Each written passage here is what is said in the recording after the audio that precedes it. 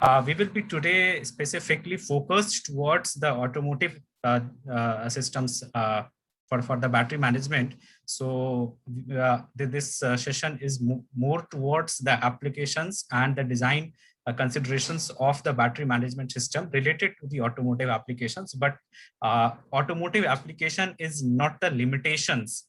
So wherever you see the batteries, there is a requirement of a management system for that. Why do we require the management system for the batteries? Why do we require the protection for the batteries? And why do we require the communication in the batteries? So all these things that we are going to cover into this session. And if we don't have the management system along with my battery, what it can lead to, what are the problems that we can have? Apart from that, why we are talking about the battery management systems and in which kind of batteries we are talking about the battery management systems. That's what the main thing that we will be also discussing. And why do we require for the some specific kind of batteries, the battery management system? Because if you would be using the lead acid batteries or maybe these NiCad batteries, you may not have heard about the battery management systems. There are, it is not like that lead acid batteries don't have the battery management systems, but we have not majorly talked about the battery management systems related to the lead acids. But once this is the uses and the huge applications of the lithium ion cells into our applications, whether just from a single cell to multiple module battery packs for either for a two-wheeler applications or for your cars or maybe for the electric buses, even the storage applications where the large storage are being powered. So there all the lithium ion cells are used. And so starting from a single cell to the multiple module battery packs, we are much talking about the battery management systems, and not we are talking about the battery management systems, but there is a very minute things that needs to be looked at while designing and while selecting the battery management system for your battery pack. So these things that we will be looking at today. So I'm just starting the session. Will be muting all for the session right now. And if you have the queries, so you can just key in through the chat window. I will be taking the questions either during the session or maybe after of the session as per the priority of the questions. And once the session will complete, so then we will have the one-to-one discussion sessions if you have the queries. So.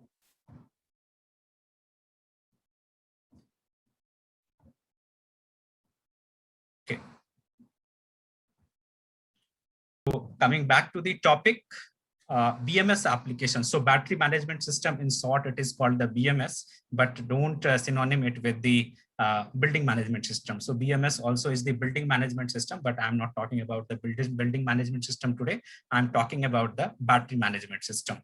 So starting from any of the smaller application to a larger EV or plugged-in electric vehicle or a hybrid electric vehicle to the huge energy storage device, or it is the fuel cell vehicles, fuel cell applications also, or it is your industrial applications, or it is your space applications. So anywhere the battery is used, there is a requirement of some management for it. What does that management refers to? I will be talking in next of the slides. And for the management, there is a electronic circuitry is there. So whenever we call that the battery pack is intelligent, what does that mean? The battery pack means lithium ion cell is not intelligent. Actually, the electronics which is there with your battery pack is intelligent in itself, that it can handle multiple tasks related to the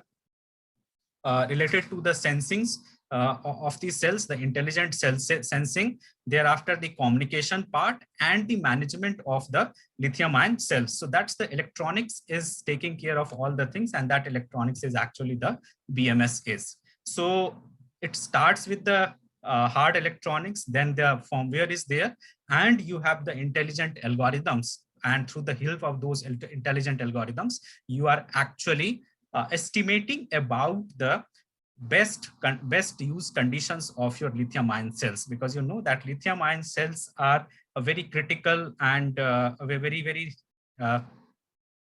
pointy to be in taking care of because of the reason of the temperature conditions or a thermal runaway conditions. Those things are there in the lithium ion cells. So if you have learned about the lithium ion, you know about that, what are the technicalities with the lithium ion cells are. And that's why it is very necessary to take care of of them through the help of an intelligent electronic circuitry, and never try to be yourself, never try to put yourself in place of the BMS. Like you never think of that, but just with the help of measurement of with the help of these meters, I can take care of the management of the lithium ion cells. So that's why for that intelligent circuitry management, the BMS applications are there. And there is a market size, if I will be talking about, so around 91% of the market size of the BMS is taken care by the automotive applications. And then it is the other than those are the transportations and energy storage and the aerospace and the industrial applications. So where the automotives have the majority of uses of the battery management applications, because mobility is taking more and more space into the domain.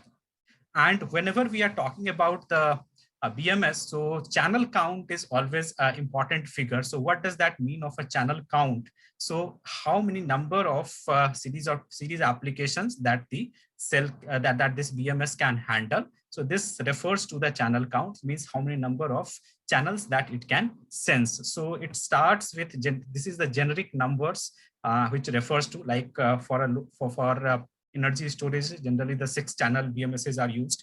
Whereas if we are going towards the electric buses or for the storage applications for your mobile towers, it goes up to 36 channel counts. Whereas in a normal two-wheeler applications, two-wheeler EV applications, it goes with 10 to 18 of channels. And then there are the various channels are there depending on the voltage levels. So these channels are the voltage level. So depending on the voltage level of the battery pack, channels are selected. So I was talking about that the BMS is the battery management system and what all the things that it manages. So what does it do? What is the job of your battery management system is? So the first and foremost task of the battery management system is to measure. There are the two parts that we take of a BMS systems are. First part that we take it as a protector, protections for your lithium ion battery pack. And the second part that we take for the lithium ion for the lithium ion BMS is to communication part, means whatever the thing that it has gathered, whatever the measurements it has done. So based on that, the data has to be communicated to the vehicle dashboard or any other IoT systems or maybe the local repository that you are making. So for that, the communication is being made. So for any of these parts, so either for the protection of the lithium ion cells to which it is connected, or for communicating the voltage or current or SOC and SOH levels, or the measurement is the most necessary thing that the BMS has to do. And the measurement is done of the voltage, the current, the temperatures, and as accurate as the measurement that you are going to do with the help of your BMS application, the more efficient and cost effective battery pack that you will be designing. So the main intelligence lies of the BMS application, the BMS front-end chip, is in the measurement.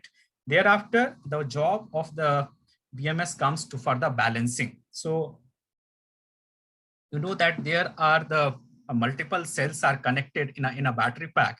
So once the cells are connected and they are getting charged and discharged on a regular interval for the load being connected or the charger are being connected. So depending on that, the imbalance can happen within the cells because cells are the physical. Due to the physical nature of the cell, some of the cell may get extra discharged, or maybe some of them will get charged into this. So for that purpose, the balancing is the another thing that it does. So, and then it is the data. So whatever the data that it has gathered related to the voltage, the SOC levels, the health conditions, the health parameters, the temperature conditions of the battery pack, it has to be communicated to the vehicle dashboard. And what is the most critical problem that occurs during the communication is the EMI interfaces. So as your vehicle is moving, and there may be lots of EMI interfaces it will have. So that's why data integrity always remains a critical thing in the BMS system. And whoever will be solving this data integrity problem, this EMI problem, either through the means of the hardware or through the means of the isolations. So the BMS would be called the best BMS. So there are lots of vendors are working towards that, and there are the particular solutions available for providing the EMI immunity and the isolations. So any of the communication protocol that we use in the BMS protocol for the communication to the system, it has to be isolated in the nature. So that's why the data that is going from the BMS chip, from your battery pack to the system, that's the third thing that the BMS will be doing.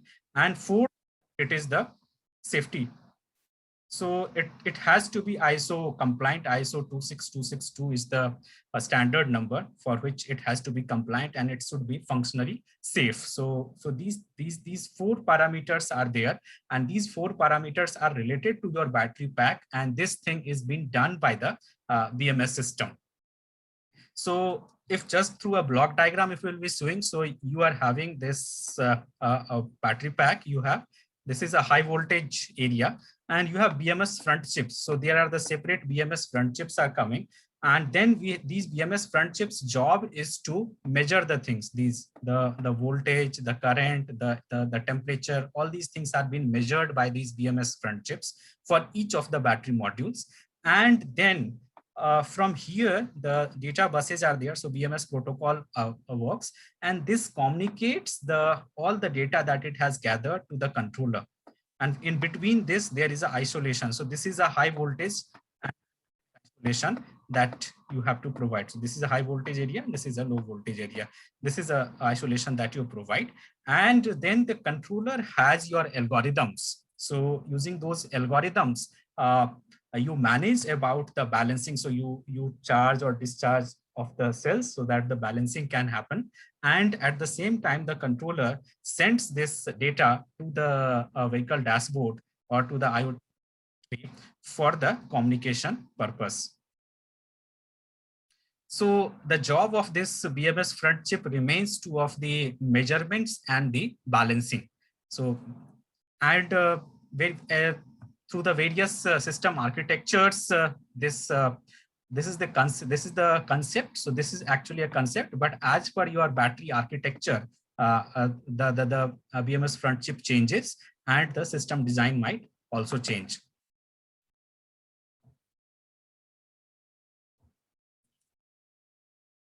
Okay, so first I will be talking about the measurement. And in the measurement, the accuracy is the most important factor. So normally what we have, that voltage that we measure, and if you know that there are the multiple chemistries are being used in the lithium ion cells, and there are new chemistries are coming up. And for each of the chemistries, there are the different discharge curves are there. Like you can see here, the discharge curve for the lithium ion, lithium ferrophosphate cells, LFP cells, compared to the NMC. So in NMC, we have a constant linear decelerations discharging, but in case of the LFP, this seems to be flat almost.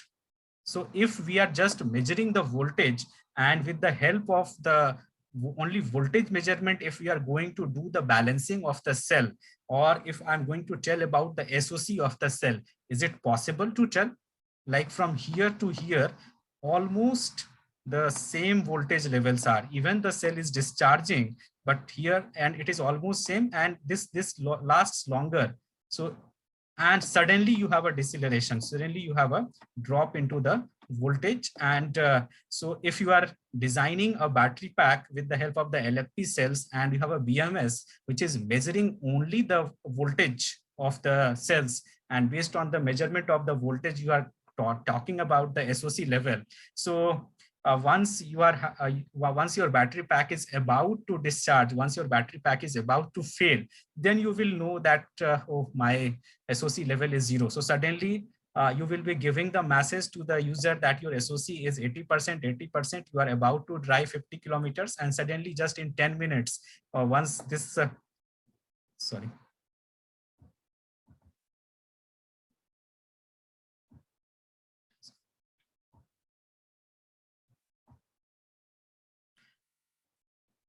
Once you are at this curve, so suddenly you will be telling your customer that your battery is about to discharge. So just by voltage measurement, it is not possible. So that's why there is the current measurements, and the Coulomb counting methods are also being used.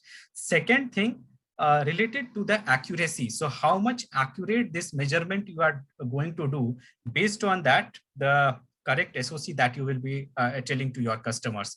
The third thing that it relates to, that the everyday new chemistry is coming up, and there is a lots of focus on increasing these voltage. Like right now, the NMC cells are working on 3 point, but it happens. It working on 3.7 volts to 4.2 volt is the peak voltage that we have. Now the silicon chemistries are been coming, and that the focus is on towards the 5 volt.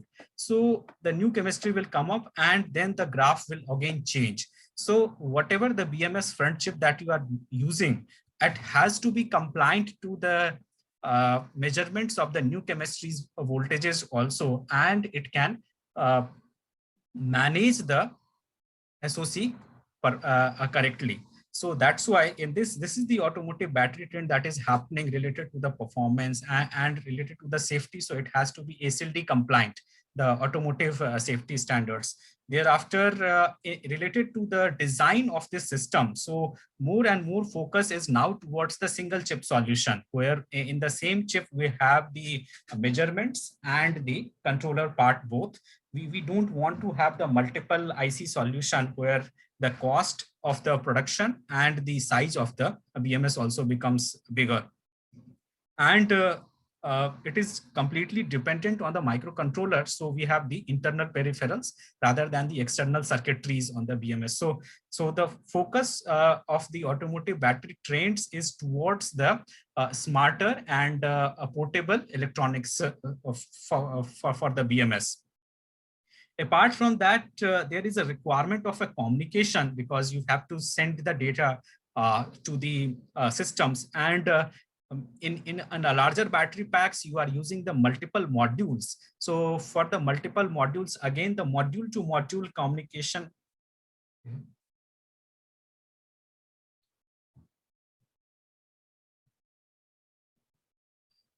Is there a problem of audio with everyone? Am I audible to everyone?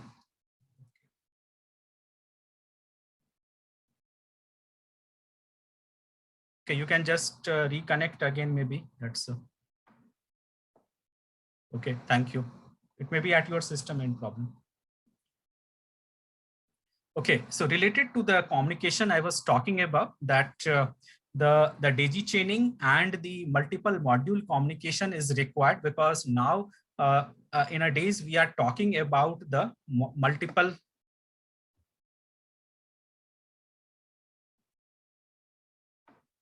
modules connected for one battery packs. Like for electric bus or electric car, we have multiple battery packs, and those are connected to each other, and they have to communicate in themselves. So that's why the CAN communications were there, but nowadays newer communication protocols are there, and even now the wireless BMS protocols are there, which is used so that the less of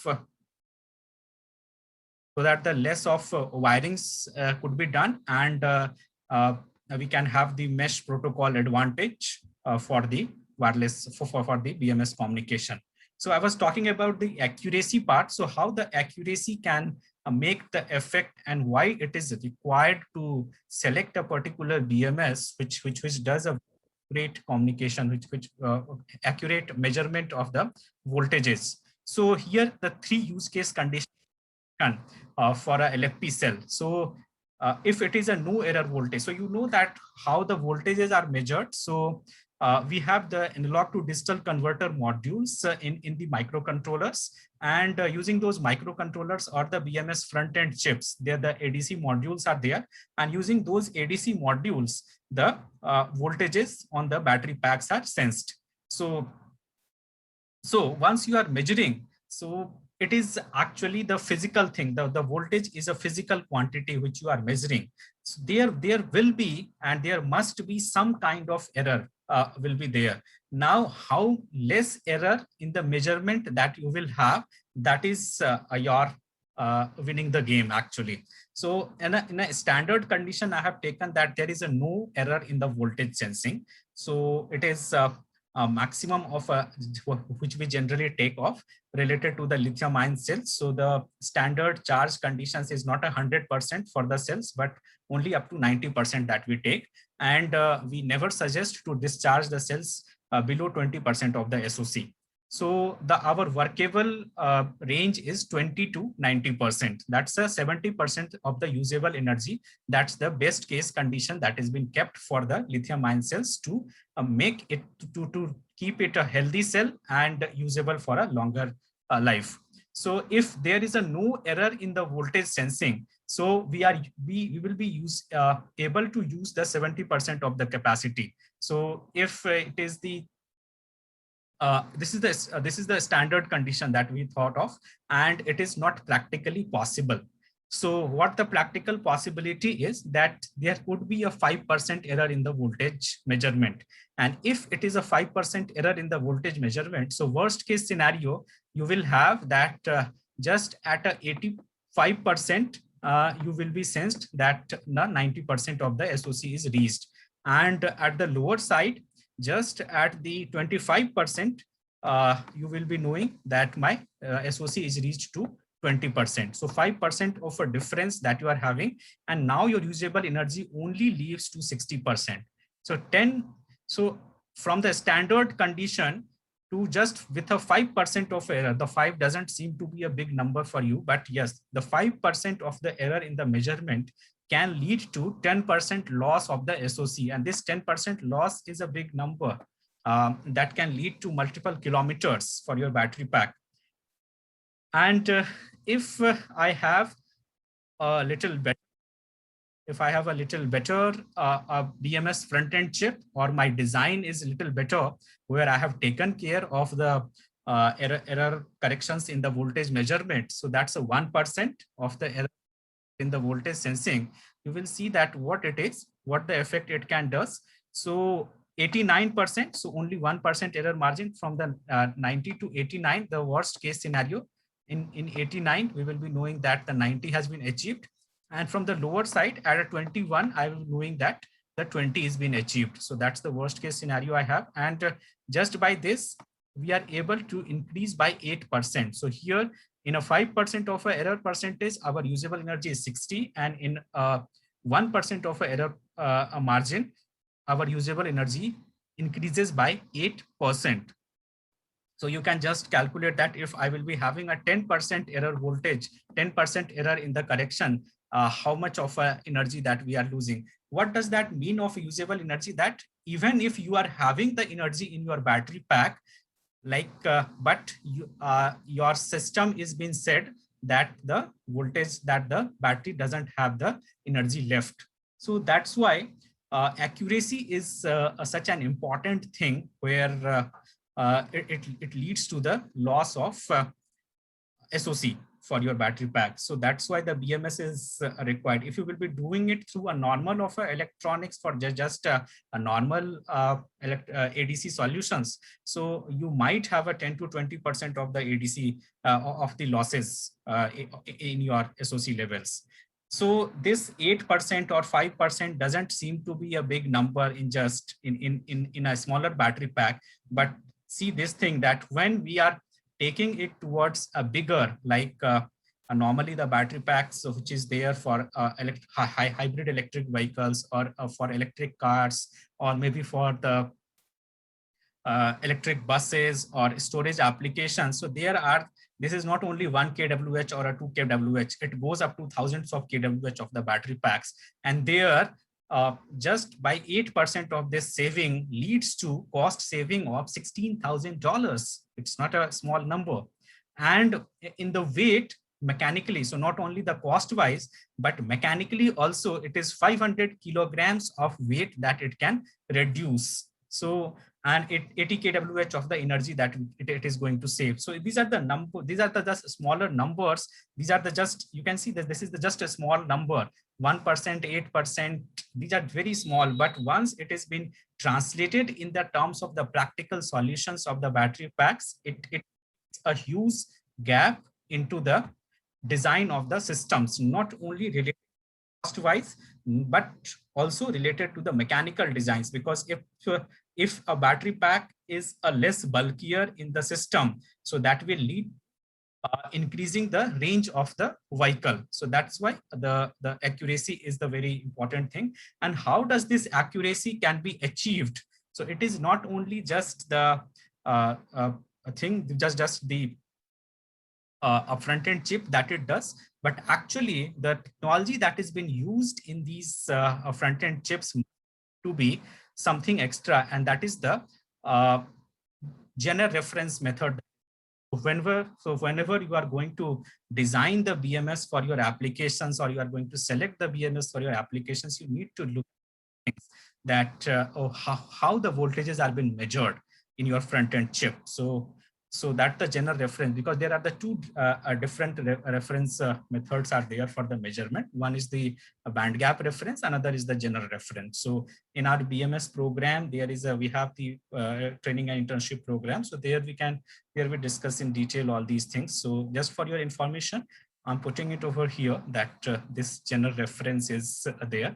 And why this thing is, why this gap happens actually. So basically what happens that whenever you are putting any of the chipset, like you are having the BMS front chip that you are going to solder over your PCB during the PCB assembly process. So during the PCB assembly process and process, the temperature conditions are there, the temperature will be there. And once the system is in the uses, so again, there are the multiple conditions like humidity or the temperature drift, the noise, all these things are there.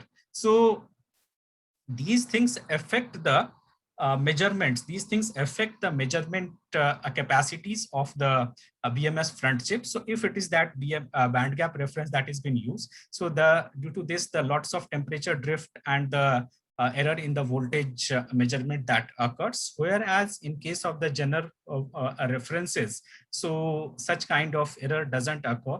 And that's why we have the accurate voltage measurements in the Jenner references. And you will ask me that which are these front-end chips where such methods are used. So maybe you can look at the LTC chips or ADI chips where we have the Jenner references. So it is just a graphical representation, if you can see. So how this gap occurs. So just initially at a 25 degree of a temperature, that is the room temperature that is called. So there is a error in this band gap references. And as the time increases after the assembly and as the time increases, this error percentage increases. And so right now, maybe initially, if the chipset has the band gap reference method for the voltage measurement, so initially if it is having a 1% of a error, so maybe just after 5 years of the application, that error might goes up to the 20% of the capacity. So you can think of that even the half of the capacity of the battery pack is left, but you will be getting the information that the battery is discharged. And these things are happening in most of the EV applications if you will look at keenly. So just after the 1 year or 1.5 years of operation, the battery pack returns to the OEM that the battery is bad, but actually the cells are in a good condition. It is the BMS that is playing most of the critical part, that BMS is not measuring the accurate voltages, and even the capacity of the cells are left. You will be getting the information that the battery is discharged completely. So what is the important thing that you need to look at, that while making these designs and you must be looking at the data sheets. So always look at the worst case scenarios of the things, like the scenario which I have shown you. The worst case scenario is the related to the measurements. So once we are taking the range of parameters, so we have to always take care of the temperatures, the drifts, the mechanical stresses, all the things, because you are going to measure. A measurement is the most important factor over here. So all these things that needs to be taken care of. Now the second part is the balancing. So after the measurement, it has to, after the measurement, it has to balance and it has to protect, the two things that it has to do. So related to the protection, the algorithms are there, and if the cell parameters are going out of the range, so the protection algorithm works and the cell would be disconnected from the load or from the charging. But related to the balancing, this is the intelligent thing again, and that is completely been the BMS. So in a cell, you will see that multiple cells are connected. So it is the weakest link that we always talk. Means if one cell is at a 30% of the SOC level and another cell is at a 10% of the SOC level. So once this, sorry, I'm taking a wrong number, actually 20% that I should take. So if another cell is reached to 20% of the SOC level, so just representing it.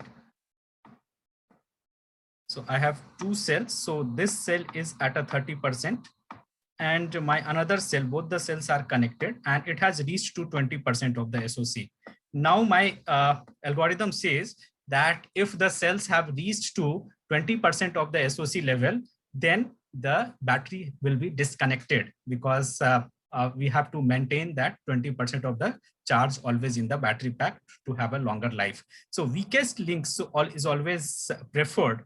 So in that case, even this cell is having the 10% of the capacity, this battery pack, this complete battery pack will be disconnected from the application, from the load.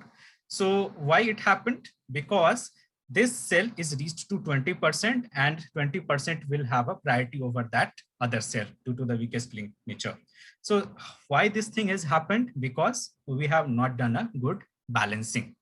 So if the balancing we take care of with the help of the electronics and the algorithms, scenarios is very rare that it would occur. And if it would have occurred in that condition, it must be a physical failure that has occurred to your battery packs. Just to some, if I talk about, so like if we have cells, so like 3.7 volt cell we have, and of a 5.5 Ah of a capacities. So these battery pack is made up of 8 modules, and each module is having the 10 cells. So total of the capacity that I will have of my battery pack is how much? I will be multiplying all of them, 3.7 to 5.5 to 80 into 60% of the capacity. Why?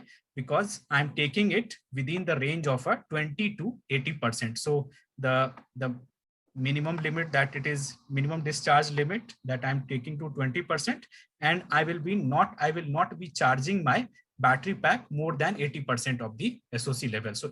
So that's why, to keep it a safe range. So total of a workable range that I have of a 60%. So it comes to be around 976, the number. So 976 watt hour it comes. So it is almost equal to 1 kWh of the capacity. So so this is the standard case I have, and usable capacity is of a 60% I have of this when I have a 1 kWh of a total charge available. So 38% like this cell is charged around 38%, and 22% is in a discharge state, but this capacity is available to me. This is the total. And suddenly what happened that this cell is getting little more discharged, means I'm discharging both of the cells, but both of the cells are not evenly discharging. This cell X, this module X is getting slightly more discharge, means the load which is connected with this module is little higher, and around 1 milliampere of a more average loading that I have. So around of a 1500 hours of this operation, what will happen that this kind of, because I'm not managing, I'm not good managing, I am putting extra load onto this module by my electronics. So this thing will happen that this module will not be completely discharged, this SOC mismatch condition. This is after a multiple times charging and discharging. This is the scenario that might happen, that it will reach to 18% of the SOC level only usable, and this has the 12%, means this will at the a level it will be left, and where 12% of the capacity that it will lose. So our usable capacity always we only we remain with the help of this weakest link, only 18% of this and 12% of this that it will remain, because in this range, in this battery pack, only of 18% that I can use due to the weakest link nature. So my 30% of the capacity that I can use, and that's a 0.5 kWh. So you can see that due to the unbalancing nature, due to the not balancing properly, just after 1500 hours of operation, I have lost the 50% of the capacity of the battery pack. So for that purpose, we have the balancing algorithms, and not only the balancing algorithms, but the balancing hardwares are available within the front end chip. And you should use this properly, so that either you are doing the active balancing or you are doing the passive balancing. So with the help of the internal discharge circuitries or the external discharge circuitries, these things are done in the BMS. So if you are doing the balancings within the range of 100 milliamps of a range, so maybe the internal discharge circuitry that can help you. But if your balancing current is higher than that, then you have to include external discharge circuitries also into this. So, and this is for the passive balancings, and then we have the active method also. So what does this difference lies into this active and passive balancing is, so in case of the active balancing, while charging, the modules are transferring the charge, because what happens that we have multiple cell modules. So each of the module is not getting similar charging from the charging source. So what does that do? That they keep transferring of the charge from one module to another, and then it keep balanced. So this is the balancing circuitry that that has been shown. So this is the chipset for the balancing, and so this is the active balancing while doing the charging itself. But what happens that it is a little way of doing the things, the active balancing methods. So we have a charging, we have a passive balancing method, where the cells are get charged up to the level, means the charger is connected and cells are get charged up to the level. Now, whichever the cell has the higher charge, it will get discharged. Like here, it is got charged up to say 60% of the level, and this is at a 40% of the level only. So this and this is at a 50% of a level. So this cell will be discharged up to 20% of level, so that it can come up to the 40% level. And this cell will also get discharged up to 10%, so that it can also come to the 40% level. So as per the weakest, as per the lowest SOC level, the cells will get discharged, and that's how the passive cell balancing method works. So for this purpose, we have the resistors, the discharge resistors. This discharge resistors are connected, and through these discharge resistors, the cell gets discharged. There's a problem with this passive balancing method is that it generates a lots of heat, because during the discharging, the current has been produced, and it produces a large amount of a heat. So that is a con for the passive balancing methods. And there is another shortcoming with this passive balancing method is that you are not using this, means this 20% charge and this 10% of charge is lost. This is just discharged, it is not been used. So this is the shortcoming with this passive balancing method. But Normally, this is the worst case scenario that I have talked to you. Normally in the vehicle battery packs, what happens that there is a particular sorting method is being used. So before making the battery pack, the cell sorting method is used, in which the similar nature of cells are being used for making a particular battery pack. So if we are doing this thing, then it remains a very a rare condition where we have such a gap of in the charging and the discharging. Only 1% or 2% of the loss that occurs generally. So that's why the most of the applications, most of the front-end chips, you will see it as a passive balancing methods, which is a little cheaper to implement, and the power is not very costlier over here. So that's why passive balancing method is a better method. Generally, it remains with the EV battery packs specifically. There are some battery packs where the active balancing methods are used. So maybe that is right now the out of scope of this. So depending on the applications, the active and passive balancing methods are used. I'm not going to decide about that which one is better. It is actually depending on the applications, the methods are used, and both of them have some advantages and disadvantages. So depending on your BMS front-end chip, you have to look at that which does it support, whether it supports the active balancing method or the passive balancing method, and as per that you need to implement the algorithm for it. Now the third thing that comes with the BMS is about the communication part. So you have measured the things, you have implemented the balancings, your cell is working good conditions, but that thing needs to be communicated to the system. The one thing is, and if you have multiple such modules are connected to one another, so there are the architectures and the topologies in the BMSs are like for the master slave or a DMS or a distributed architecture, because normally in a single battery pack, if you have just a 36-volt battery pack or a 48-volt battery pack, so what will have that you have only some series and parallel combinations, and only a single BMS can handle all these things. Through the single BMS, all the cells are connected. It is the centralized architecture that is called.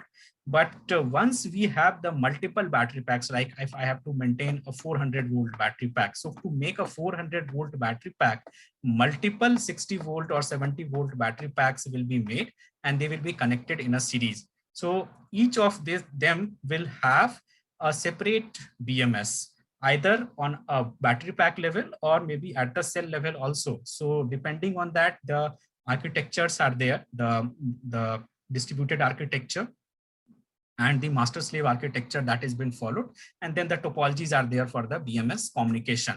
So if the multiple BMSs are communicating to each other, so if such multiple modules are connected to make a larger battery pack, all the modules have to communicate to each other related to the status. And finally, it would be communicated to a master BMS. So there is a master BMS feature is there, which will be communicating to the system bus. So for this purpose, the protocols. So normally till now and still lots of designs are still using the CAN bus protocol. CAN you must have heard of. It is a standard controller area network protocol it is called, and it is a standard vehicle communication protocol. But what happens that once you are implementing the CAN protocol, so there is a requirement of addition of CAN transceivers at each of the levels. So if you are going to add one more module, you need to add one pair of a CAN transceiver with the system, and the address updations are required for that purpose. So this thing is a little typical. It is typical in terms of the cost also, and in terms of the implementations also. Like here, the 3 modules are connected, and if I'm going to add one more module, then I have to add one more CAN transceiver pair into this, and the address updation has to be done at this level for this. So through this CAN bus. So for that purpose, we have this ISO-SPI protocol that is mostly been used nowadays. So it provides the daisy chaining and the stacking methods. So and it is a 2-wire protocol, the first thing. So normal SPI, if you have worked with, it is a isolated SPI protocol. And for the microprocessors, it seems to be a SPI only, but with a certain extra features, like it can go up to 100 meters of a cabling that it can support. That's the best thing. So even for the electric buses or for electric cars, the large cabling, the BMSs can support it. It works up to 1 Mbps of a range, and it is BCI compliant. So BCI compliant means even even for the breakages and the EMI and the broken wire tolerances that it can detect. So all these things that it can have. And the best thing is that you don't have to attach any transceivers for the communication of ISO SPI. The BMS front-end chip that you are using have the ISO SPI ports, and using those ports, you can just connect it. So two wires are there. So these are the cell monitoring ASICs are there. The BMS front chips I'm talking about, and all of them can be communicated to one another. And finally, it goes to the MPU level.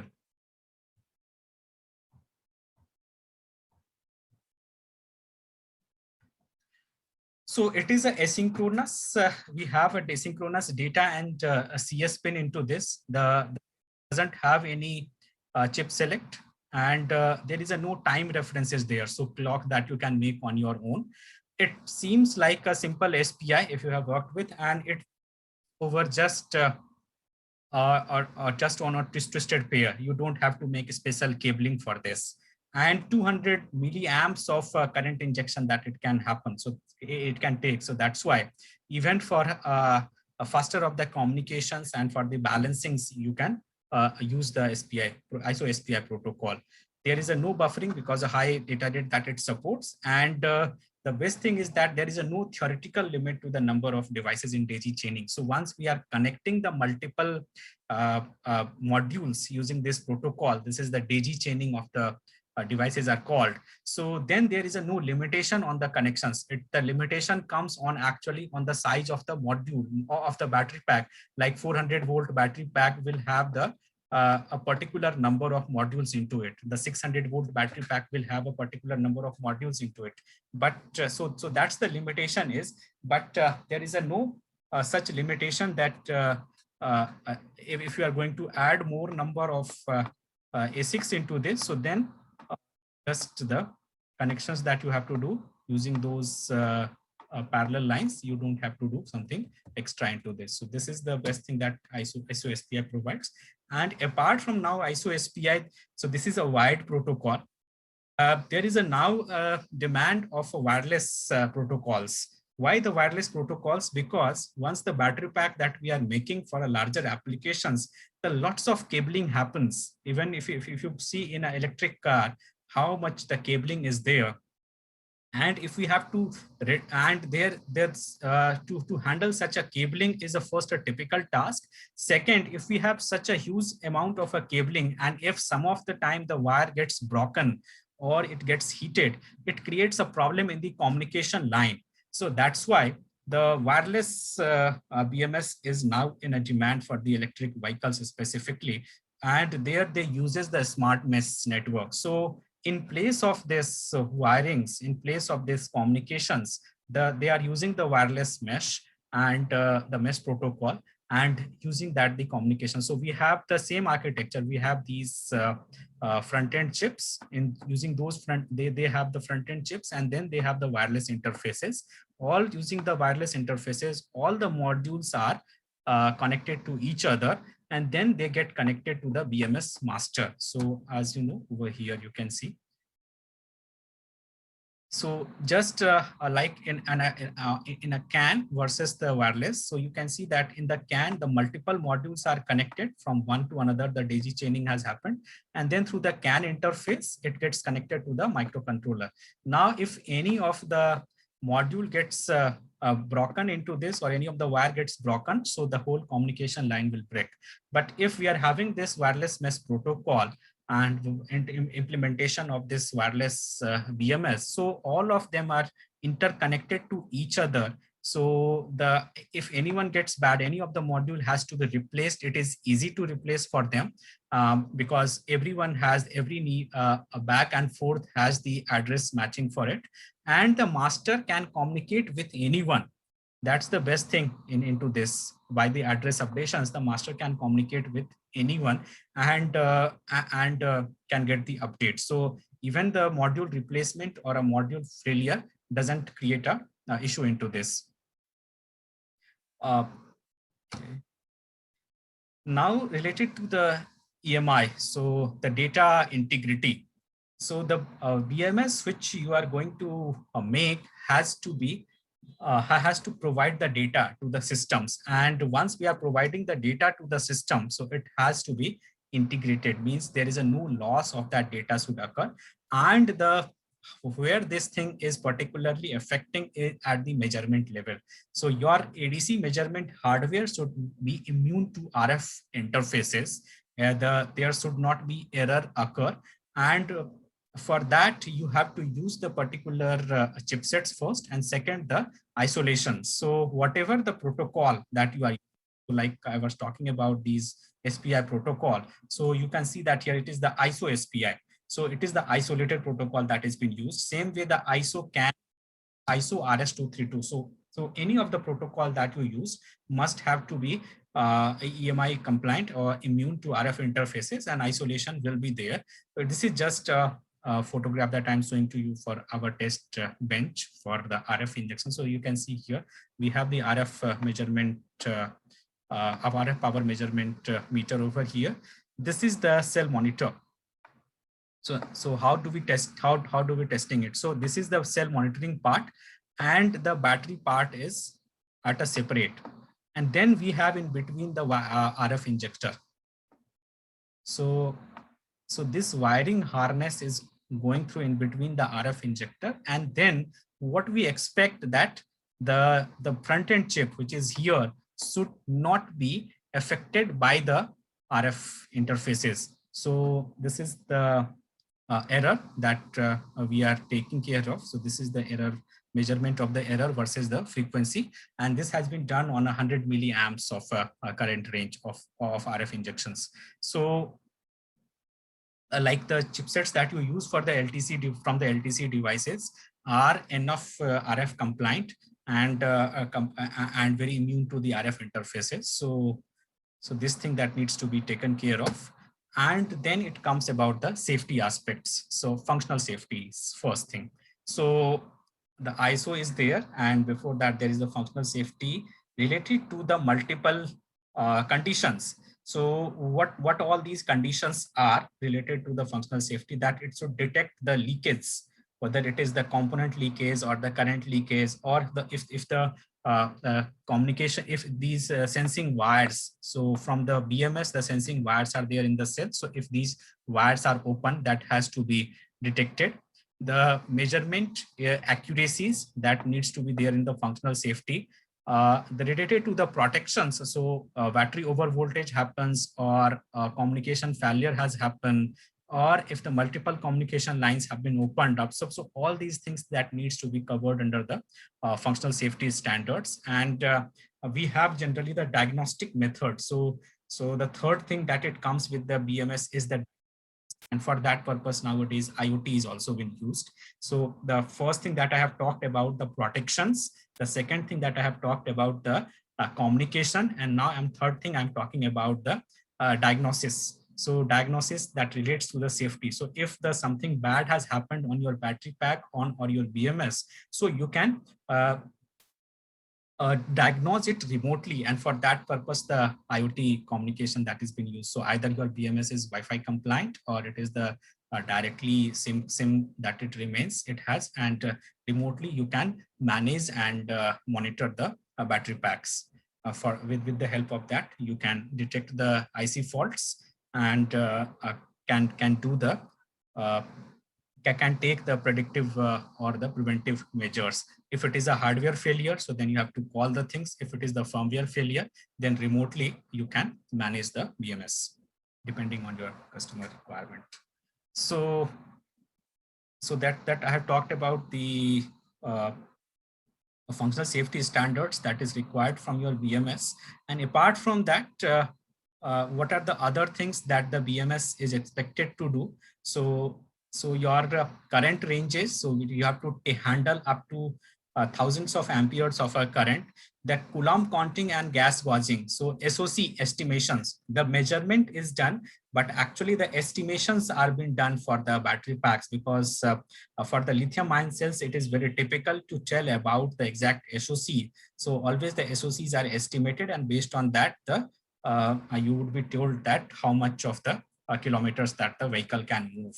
The pack voltages can handle up to 1 kV of the pack voltage. The isolation that is required from the BMS to handle, and the positionings, there will be high voltage across an open switch, and the cell balancings that it is required from the BMS, and then the temperature sensing. So the BMS also has to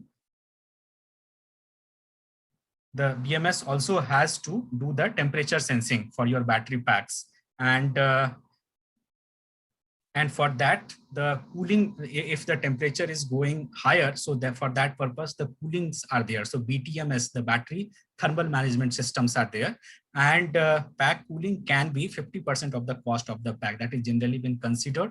But there are again, various thermal management methods are there. And using those thermal management methods, you can make the cooling methods. So the simplest and the less costlier is the air cooling method, and then it increases up to the water cooling or other methods also. Sorry, the glycerine or glycol coolings.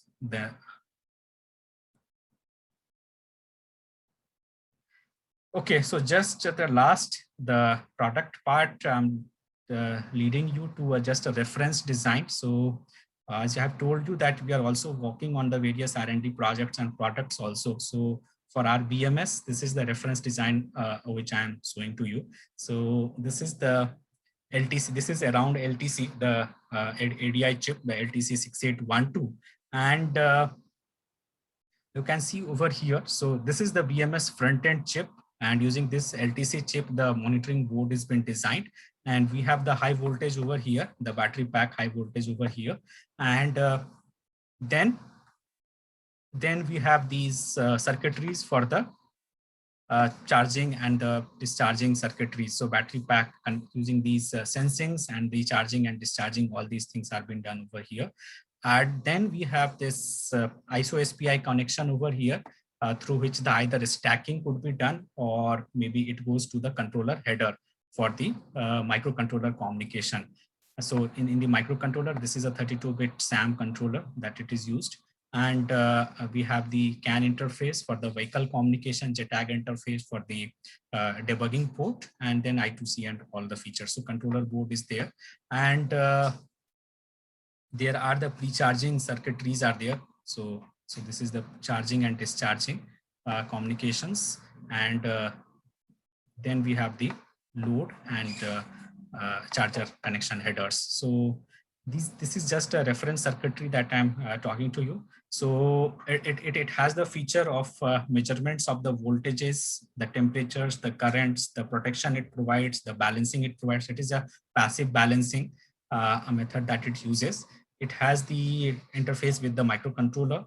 The EEPROM interface, it has for the storage of the loggings, the event logging that it does.